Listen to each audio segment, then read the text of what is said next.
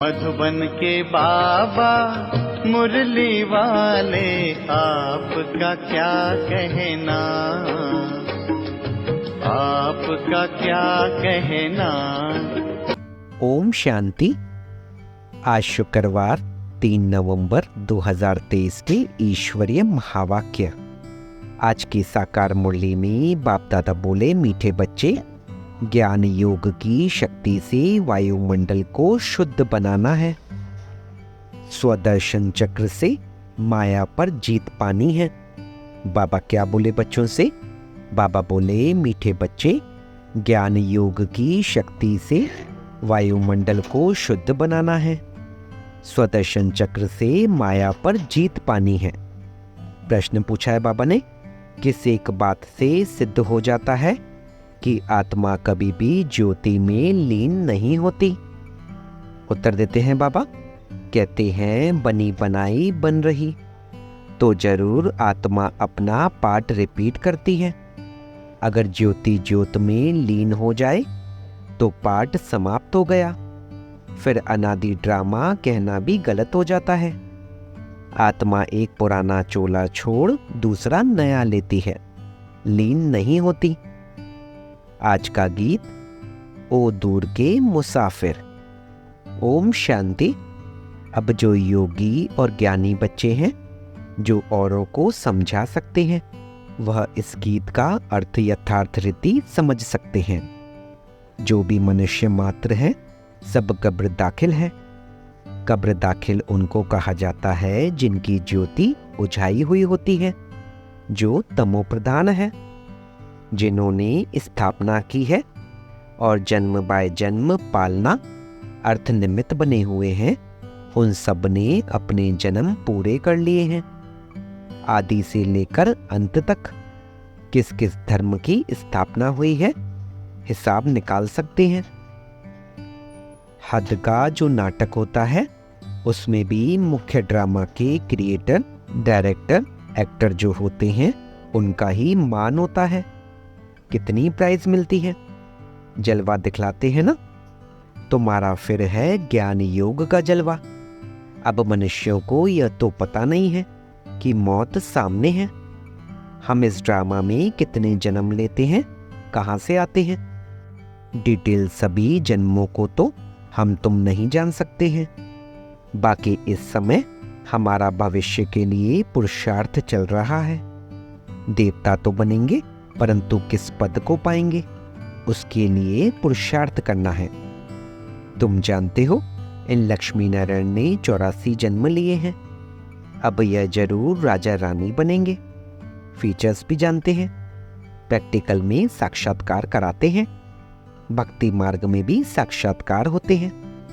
वह तो जिनका ध्यान करते हैं, उनका साक्षात्कार होता है। चित्र श्री कृष्ण का सावरा देखा, उसका ध्यान करेंगे तो ऐसा साक्षात्कार हो जाएगा। बाकी श्री कृष्ण ऐसा सावरा है नहीं। मनुष्यों को इन बातों का ज्ञान तो कुछ भी रहता नहीं है। अभी तुम प्रैक्टिकल में हो। सूक्ष्म वतन में भी देखते हो, बैकुंठ में भी देखते हो। आत्मा और परमात्मा का ज्ञान है। आत्मा का ही साक्षात्कार होता है। यहाँ तुम जो साक्षात्कार करते हो, उसकी तुम्हारे पास नॉलेज है। बाहर वालों को भल आत्मा का साक्षात्कार होता है, परंतु नॉलेज नहीं है। वह तो आत्मा सो परमात्मा कह देते हैं। आत्मा स्टार तो बरोबर है ही। यह तो बहुत दिखाई पड़ते हैं। जितने मनुष्य हैं, उतनी आत्माएं हैं। मनुष्यों के शरीर इन आंखों से देखने में आते हैं। आत्मा को दिव्य दृष्टि द्वारा देखा जा सकता है।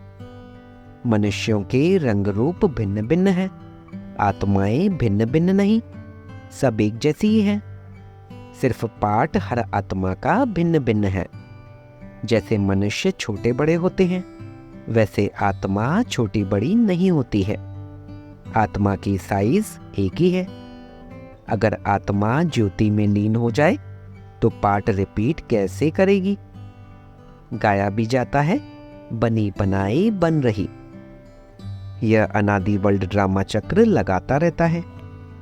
यह तुम बच्चे जानते हो। मच्छरों सदृश आत्माएं वापस जाती हैं। मच्छरों को तो इन आंखों से देखा जाता है, आत्मा को दिव्य दृष्टि बिना देख नहीं सकते। सतयुग में तो आत्मा के साक्षात्कार की दरकार नहीं रहती। समझते हैं कि हम आत्मा को एक पुराना शरीर छोड़ दूसरा नया लेना है। परमात्मा को तो जानते ही नहीं। अगर परमात्मा को जानते तो सृष्टि चक्र को भी जानना चाहिए। तो गीत में कहते हैं, हमको भी साथ ले लो, पिछाड़ी में बहुत पछताते हैं। सबको निमंत्रण मिलता है, कितनी युक्तियां बन रही हैं निमंत्रण देने की। पीस पीस तो सब कहते हैं, लेकिन पीस का अर्थ कोई भी समझते नहीं है। पीस कैसे होती है वह तुम जानते हो। जैसे घानी में सरसों पिस जाते हैं, वैसे सबके शरीर विनाश में खत्म हो जाते हैं। आत्माएं नहीं पिसेंगी, वह तो चली जाएंगी। ऐसा लिखा हुआ भी है कि आत्माएं मच्छरों सदृश भागती हैं। ऐसे तो नहीं सब परमात्माएं भागेंगे। मनुष्य कुछ भी समझते नहीं। आत्मा और परमात्मा में क्या भेद है यह भी नहीं जानते। कहते हैं हम सब भाई भाई हैं, तो भाई भाई होकर रहना चाहिए ना। उनको यह पता नहीं है कि सतयुग में भाई भाई अथवा भाई बहन सब आपस में शीरखंड होकर चलते हैं। वहां लून पानी की बात ही नहीं। यहां देखो, अभी अभी शीरखंड है, अभी अभी लून पानी हो जाते हैं। एक तरफ कहते हैं चीनी हिंदू भाई भाई, फिर उनका बुत बनाकर आग लगाते रहते हैं। जिस्मानी भाई भाई की यह हालत देखो। रूहानी संबंध को तो जानते नहीं। तुमको बाप समझाते हैं अपने को आत्मा समझना है, देह अभिमान में फंसना नहीं है। कोई कोई देह अभिमान में फंस पड़ते हैं। बाप कहते हैं देह सहित देह के जो भी संबंध है सबको छोड़ना है। यह मकान आदि सब भूलो। वास्तव में तुम परमधाम निवासी हो। अभी अभी फिर वहां चलना है जहां से पाट बजाने आए हैं। फिर हम तुमको सुख में भेज देंगे। तो बाप कहते हैं लायक बनना है। गॉड किंगडम स्थापन कर रहे हैं। क्राइस्ट की कोई किंगडम नहीं थी। वह तो बाद में जब लाखों क्रिश्चियन बने होंगे तब अपनी किंगडम बनाई होगी। यहां तो फट से सतयुगी राजाई बन जाती है। कितनी सहज बात है। बरोबर भगवान ने आकर स्थापना की है। श्री कृष्ण का नाम डालने से सारा घोटाला कर दिया है। गीता में है प्राचीन राजयोग और ज्ञान, वह तो प्राय लोप हो जाता है। अंग्रेजी अक्षर अच्छे हैं। तुम कहेंगे बाबा अंग्रेजी नहीं जानते। बाबा कहते हैं मैं कहाँ तक सब भाषाएं बैठ बोलूंगा, मुख्य है ही हिंदी। तो मैं हिंदी में ही मुरली चलाता हूँ। जिसका शरीर धारण किया है वह भी हिंदी ही जानता है। तो जो इनकी भाषा है वही मैं भी बोलता हूँ, और कोई भाषा में थोड़े पढ़ाऊंगा। मैं फ्रेंच बोलूं तो यह कैसे समझेगा। मुख्य तो इनकी यानी ब्रह्मा की बात है। इनको तो पहले समझना है, दूसरे कोई का शरीर थोड़े ही लेंगे। गीत में भी कहते हैं मुझे ले चलो, क्योंकि बाप और बाप के घर का तो किसको भी पता नहीं है। गपोरा मारते रहते हैं। अनेक मनुष्यों की अनेक मतें हैं, इसलिए सुत मुंझा हुआ है। बाप देखो कैसे बैठे हुए हैं। यह चरण किसके हैं? शिव बाबा के। वह तो हमारे हैं ना। मैंने लोन दिया है। शिव बाबा तो टेम्पररी यूज करते हैं। वैसे यह चरण तो मेरे हैं ना। शिव के मंदिर में चरण नहीं रखते हैं, चरण श्री कृष्ण के रखते हैं। शिव तो है ऊंचते ऊंच, तो उनके चरण कहाँ से आए? हाँ, शिव बाबा ने उधार लिया है। चरण तो ब्रह्मा के ही हैं। मंदिरों में बैल दिखाया है। बैल पर सवारी कैसे होगी? बैल पर शिव बाबा कैसे चढ़ेंगे? शालिग्राम आत्मा सवारी करती है मनुष्य के तन पर। बाप कहते हैं मैं जो तुमको ज्ञान सुनाता हूँ वह प्राय लोप हो गया है। आटे में नमक मिसल रह गया है, उसको कोई भी समझ नहीं सकते। मैं ही आकर उसका सार समझाता हूँ। मैंने ही श्रीमत देकर सृष्टि चक्र का राज समझाया था। उन्होंने फिर देवताओं को स्वदर्शन चक्र दिखा दिया है। उनके पास तो ज्ञान है नहीं। यह है सारी ज्ञान की बात।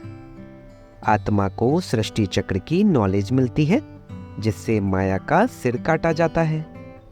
उन्होंने फिर स्वदर्शन चक्र असुरों के पिछाड़ी फेंकते हुए दिखाया है। इस स्वदर्शन चक्र से तुम माया पर जीत पाते हो। कहाँ की बात कहाँ ले गए हैं।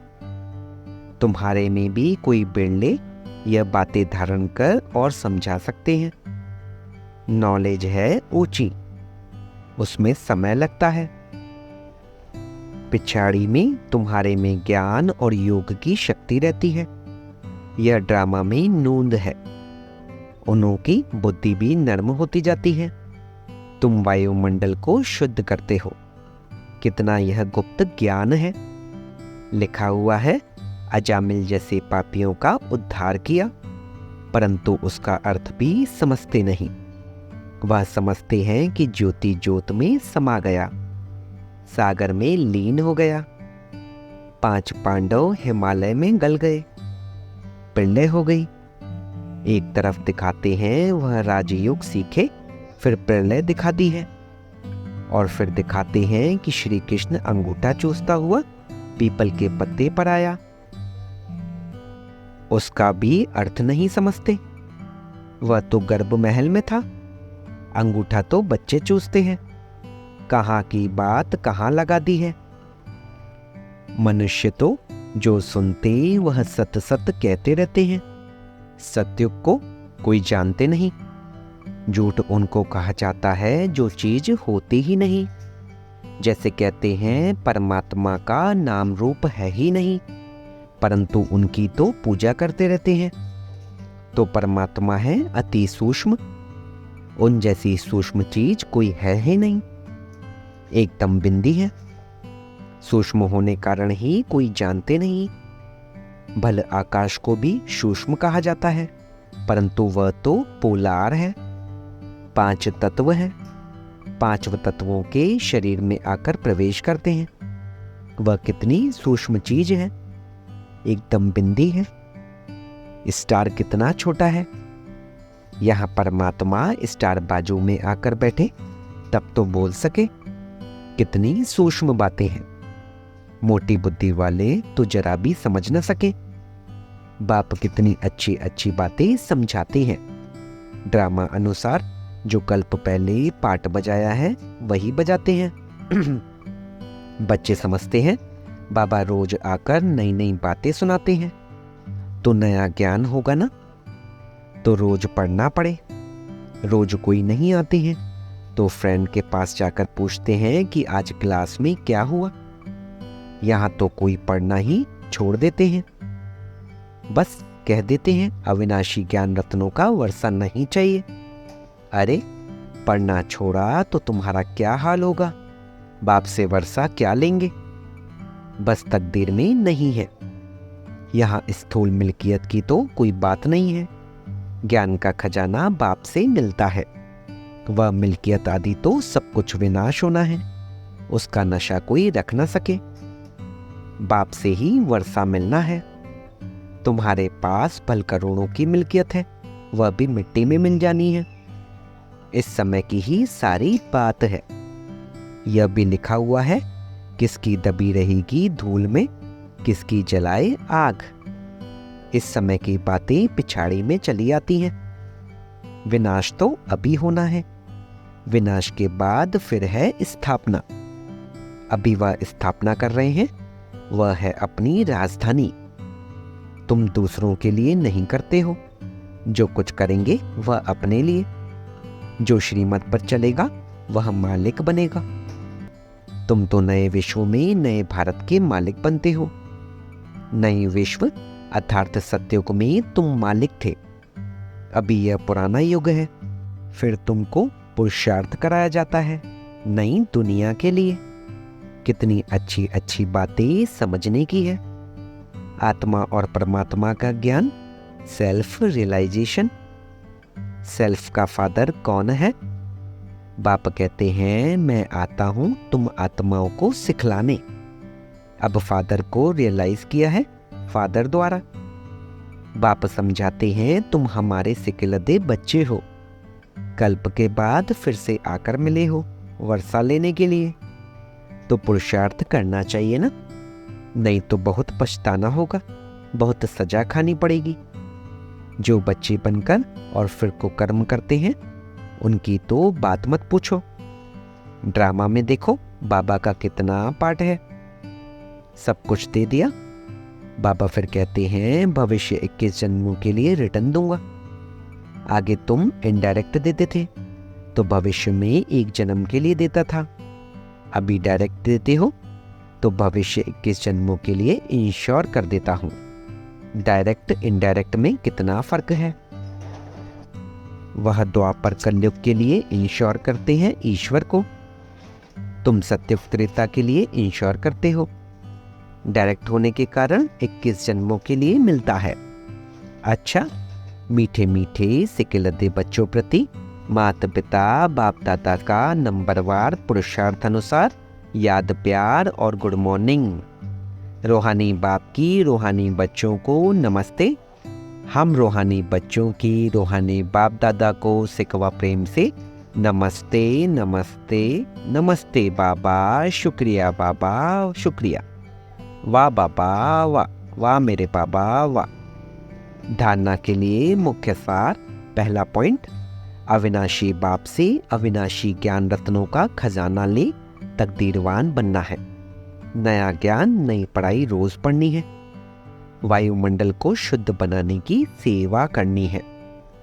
भविष्य 21 जन्मों के लिए अपना सब कुछ इंश्योर कर देना है।